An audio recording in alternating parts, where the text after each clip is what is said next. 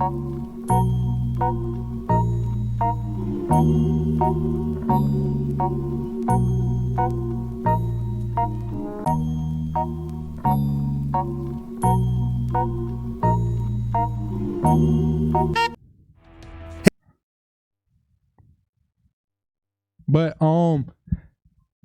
let's get straight to our next video. You know what I'm saying? All right, so our next video is the 15 painful deaths straight out of Final Destination 2. You know what I'm saying? Let's get to it. I don't know anybody put it in the comments, man. Anybody ever saw Final Destination? Hey man, Final Destination, man, back in the days when I was watching when I was younger, man. It used to really mess with my brain about certain things, man. I start moving different. No cap. Let's get straight to the video. Hey everyone, and welcome back to Echoes, and to another edition inspired by the Final Destination franchise. In this video, we'll dive into 8 more real-life accidents so improbable and bizarre they feel ripped straight from a horror script. Yet, every single one truly happened. If you missed the first part of this series, it should be on your screen now. But before we begin, as always, viewer discretion is advised. We might on July 16th, 2025, 61-year-old Keith McAllister. We might have to mess around. Matter of fact, maybe our next stream, man, we gonna look at the first one. Walked into the Nassau Open MRI Clinic in Westbury, Long Island with his wife, Adrian, for what should have been a routine appointment. Adrian had come in for a knee scan, and Keith, always the steady presence at her side, was there to drive her home afterward. When Keith first stepped into the room with his wife, one of the MRI technicians suddenly noticed the heavy 9-kilogram metal chain around his neck, which he often wore while weight training. "Oh, that's a big chain," the technician remarked. Then, they exchanged a few words, and Keith left the room to wait outside. By around 4:30 p.m., Adrian's scan was complete. From behind the control room glass, the technician motioned for Keith to step inside and help her down from the table. Glad to assist, Keith walked back into the room, unaware that the MRI machine was still active, with its powerful 1.5 Tesla magnetic field humming invisibly through the air. As Keith reached for his wife's arm, the unthinkable happened. In an instant, the chain around his neck was yanked forward with the force of a wrecking ball, dragging him straight into the mouth of the machine. His upper body slammed hard against the opening, pinning him there like steel to a magnet. Shocked and horrified, Adrian fought desperately to pull her husband free and screamed, "Turn up the machine, call 911, do something, turn this damn thing off!" But once engaged, an MRI magnet can't simply be powered down in seconds, and ultimately, it took nearly an hour before emergency crews were able to release the poor man. By that time, Keith had already suffered multiple cardiac arrests from the violent impact and prolonged entrapment. At one point, as Adrian later recalled, "He waved goodbye to me. Oh man. And then his whole body went limp." Keith was rushed to the hospital, but unfortunately his condition was too critical. The combination of blunt force trauma and repeated heart attacks left doctors with no chance to save him. And the following day, on July 17th, he was pronounced dead. The horrifying tragedy sparked an investigation by both the Nassau County Police Department and the New York State Department of Health. The McAllister family, represented by high-profile attorney Ben Crump, accused the facility of gross negligence for allowing anyone with visible metal into the scan room. And while the investigation remained... That makes sense, man. Man, R.I.P. to Keith, man. R.I.P. to Keith, man.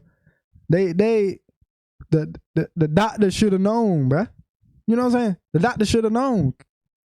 He even, complimented him on his, he even complimented him on his chain, My boy was fresh. My boy was fresh as death. You feel me? You should have told him, "Hey, brother, you're going to have to take that off. And then, you can put it back on when you're done." Come on, man. It's ongoing to this day. Adrian, devastated by the loss, is still learning to live without her beloved husband. I haven't been able to sleep.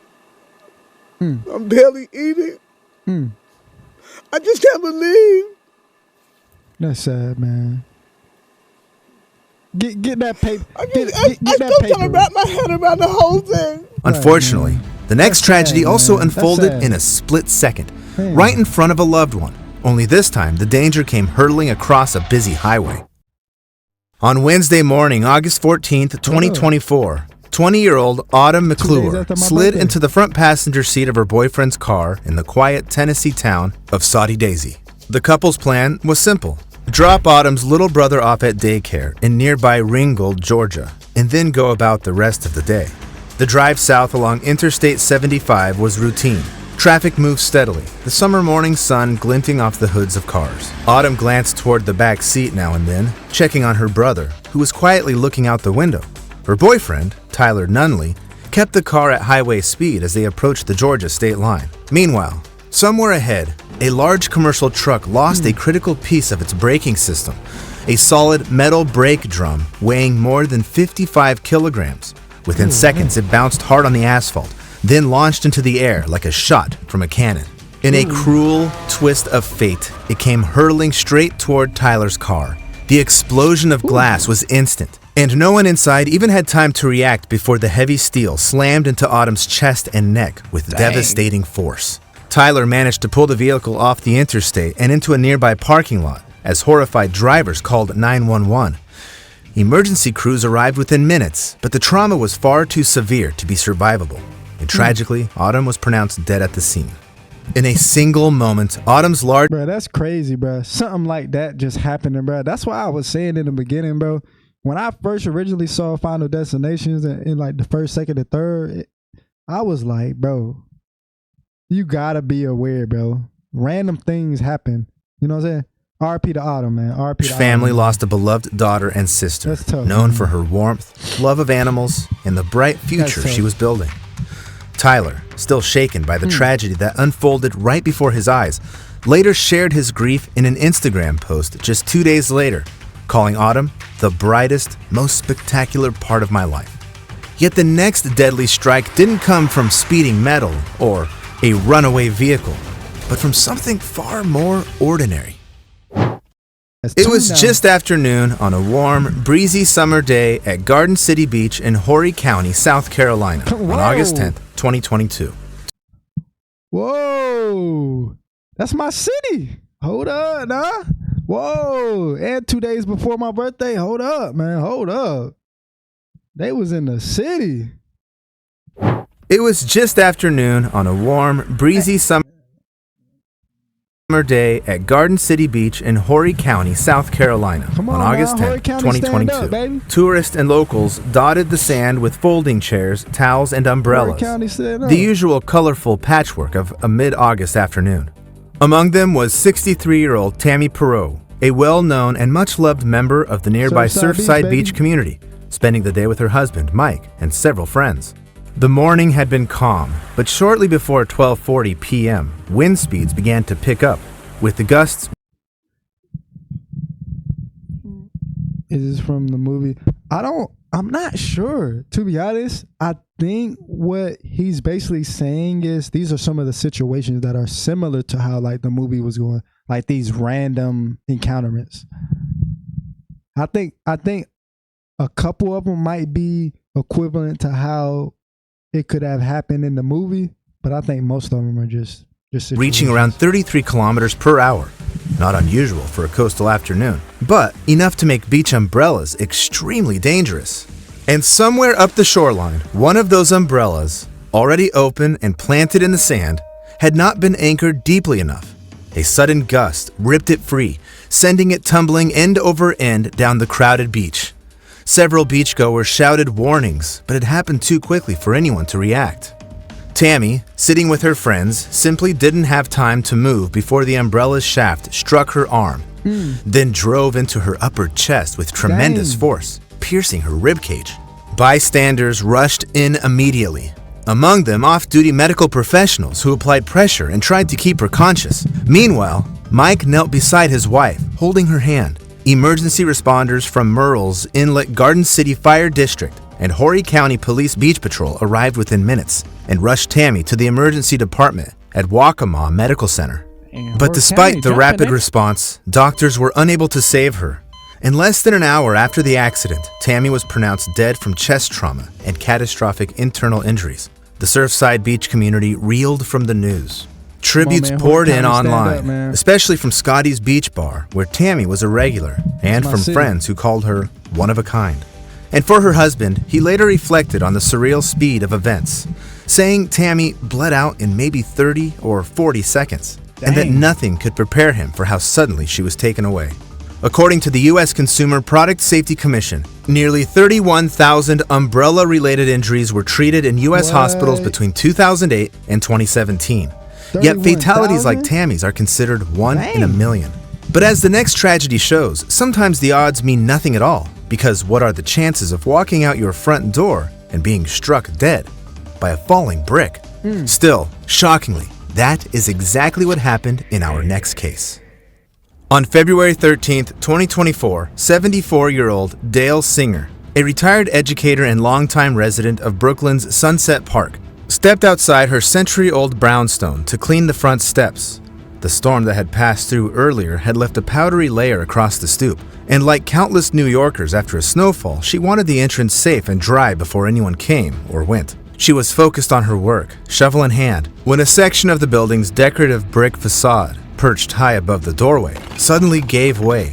Loosened by decades of weather and years of neglect, the bricks sheared off the parapet and plummeted toward the sidewalk. The first few chunks struck the iron railing and smashed into the landing. Then several more, heavy and jagged, slammed directly into Dale. The impact threw her backward, shattering the shovel handle and knocking her unconscious instantly. Dang. Neighbors who heard the crash rushed outside, some calling 911, while others... Man, I just noticed something, right? Why all these things happening to these old people, man? Dang, bruh. Ain't no way she would have survived that. including Dale's adult son, tried to reach her through the scattered debris. Dang. Within minutes, New York City Police Department officers and firefighters were on the scene and found her lying still at the bottom of the stoop, with her head and upper body pinned beneath bricks. Once freed, Dale was rushed to Maimonides Medical Center, only to be pronounced dead shortly after arrival from catastrophic Dale, injuries man. to her R.I.P. head to and Dale, neck. man. In the days that followed, the New York City Department That's of crazy. Building confirmed that the building, a 120-year-old four-story brownstone, had not been properly maintained.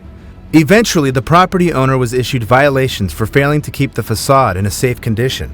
And while the entire block was shaken by this freak accident, the man in the next case could never have imagined that his own final moments would have come surrounded by garbage Dang. in the most horrific way possible. On the early morning of January 11th, 2022, a garbage truck rolled slowly along North Morrison Boulevard in Hammond, Louisiana. Its driver, working his regular pre-dawn route, stopped beside a large commercial dumpster and engaged the mechanical arms. The bin lifted, tipped, and emptied its contents into the truck's compactor. With the load inside, he then triggered the massive hydraulic press, a routine motion he'd done countless times. But just seconds later, he caught something unusual from the rear, a deep, heavy thud, then another, unlike anything he'd heard before. Concern rising, he shut down the machinery and climbed down to check. When he opened the back hatch, the sight was truly horrifying. Among the crushed refuse lay the broken, motionless body of a man, Dang. still partially wrapped in a blanket, clearly beyond saving. Shocked, the driver called 911 as fast as his hands could move. Police and paramedics arrived within minutes, That's but tough. there was nothing they could do except identify the victim as 42-year-old local resident Jermaine Watts. R.I.P. Jermaine, man. That's a tough way to die, man. For real. for Later, real. investigators determined he had been inside the container when it was emptied, likely having climbed in during the night to escape the cold. And once the machinery started, Jermaine tried to get out, but was caught in the compactor almost instantly. The crushing force of the machine, combined with the weight of the trash, caused massive blunt force injuries and compression asphyxia, Dang. killing him within seconds. The next victim also met a tragic end from asphyxiation. Only this time, it happened in a bathroom under circumstances that felt ripped straight from a movie. Ooh. On the evening of April 27, free 2006, the Ilias family in Brooklyn's Borough Park was gathered in the living room, watching TV together. Meanwhile, Elizabeth Reyes had begun filling the bathtub for her 9-year-old daughter, Gabriella. When the water was ready, the girl left the couch, smiling, and headed for the bathroom, looking forward to the next day, when she'd earned a special lunch with her teacher at school. But just a few minutes later, the sound of the TV was shattered by something her family would never forget: Gabriella's terrified screams. Elizabeth rushed to the bathroom and froze at the sight in front of her. Gabriella was standing in the tub with the flexible hose of the handheld shower twisted tightly around her neck, the loop pressed into the front of her throat, and her fingers were wedged between the cord and her skin, as if she'd been desperately trying to pull it away. The girl's stepfather, Frank McCauley, ran in as Elizabeth tore the horse free. They carried Gabriella to the kitchen in a frantic attempt to revive her while dialing 911. Within minutes, paramedics arrived and rushed her to the Maimonides Medical Center. But despite every effort, Gabriella was pronounced dead shortly after arrival. Eventually, police investigators and Dang, man. R.I.P. Gabriella, man. child welfare officials treated the case as a freak accident. Yo, what's the word, man? According to Police Commissioner Raymond Kelly, it appeared that somehow the shower hose got around her neck in some way, shape, or form, Back, baby. possibly when she slipped or reacted to sudden hot water. It's horrifying how, in just a split second and by sheer chance, parents can lose their child forever. Man, that's Yet, crazy. in the next case, the danger to a little boy came directly from his own father under the most horrific circumstances imaginable. On the morning of May 24th, 2010, in a quiet Orlando neighborhood, Brad Roberts was out front tending to the yard. His 4-year-old son, Jacob, had been riding along with him on the family's bright red riding lawnmower. But after a few laps around the yard, Jacob said he wasn't feeling well. Brad brought him to the porch and sent him inside, assuming the boy would rest with his mother while he finished mowing. With earphones in, Brad switched the mower into reverse to back up along the edge of the lawn. Then suddenly, he felt the machine jolt, as if it had rolled over something. When he glanced down, the world stopped. Jacob was beneath the mower. In an instant, Brad killed the engine, jumped off, and hauled the heavy machine off his son's small Man, R.I.P. to Jacob, man. That's a tough way to go out, body, man. shouting for his wife to call 911. Jacob's face had been badly lacerated, split into 3 sections, and his left hand was mangled, with several fingers nearly severed by the spinning blades. Blood pooled in the grass as Brad cradled him, waiting desperately for help to arrive. Paramedics rushed the boy to Arnold Palmer Children's Hospital, where trauma surgeons worked for hours, performing emergency skin grafts to reconstruct his face and chin, while also attempting to repair the severe damage to his hand.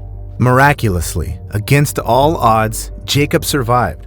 After a long survived. recovery and multiple surgeries, man. he adapted to his injuries and eventually big ups to returned to Jacob, the man. activities of a normal childhood. Man, Now big ups. 19 years old, Jacob reached a proud milestone in May 2024. That Man, day, his big mother, ups to Kim Jacobs, Roberts, man. posted on the Facebook page Big ups dedicated to to him, her man. son's recovery, announcing that he had just graduated from high school. Man. By sheer luck, Jacob survived the unimaginable. Hey, man, congratulations to Jacob, man. I'm happy you made it, bro. For real, man. That's tough to be in a situation like that, man. Hey, congratulations, my guy. And went on with his life. But the final case in today's list is a far darker chain of events, one that claimed far more than just a single life. On the morning of July 13th, 2025, the streets of Arambakam, a busy district of Chennai, India, were thrown into chaos when a large public bus suddenly began barreling down the road erratically. Witnesses scattered in all directions as the uncontrolled Metropolitan Transport Corporation vehicle swerved violently, with its driver slumped lifelessly over the wheel. Just moments earlier, 58-year-old Velamani, in the driver's seat, had suffered a massive heart attack mid-route. With no one at the controls, the bus lurched toward the sidewalk and straight into the path of Sasi Kumar, man. a 65-year-old man walking alongside the road. The impact was devastating, knocking him beneath the wheels before the vehicle plowed into 3 parked cars outside a nearby my hotel God. and finally came to a stop. Bystanders rushed in, some smashing the front windshield to reach Velamani, others kneeling beside Sasi Kumar in a desperate attempt to save him. But although police and ambulances from the government Kilpauk Medical College Hospital arrived within minutes, it was unfortunately too late. Velamani had already died from cardiac. I ain't gonna lie. Hey, R.I.P. I don't know how to say his name. R.I.P. my boy. Hey, you wasn't gonna survive that. You got hit by a bus. arrest, and Brother, Sasi you- Kumar was pronounced dead from massive blunt force What? How you say his name? cardiac arrest, and Sasi Kumar was pronounced Hey, Sasa Kumar. R.I.P. my boy. Yeah, you wasn't gonna survive that, my boy. Dead from massive blunt force trauma. Traffic investigators later reviewed onboard CCTV footage, confirming that Velamani had suddenly collapsed while driving. Authorities ultimately classified the crash as a tragic accident caused by natural circumstances. However, city officials admitted it was pure luck that the bus had been empty. Had passengers been on board, far more lives could have been lost.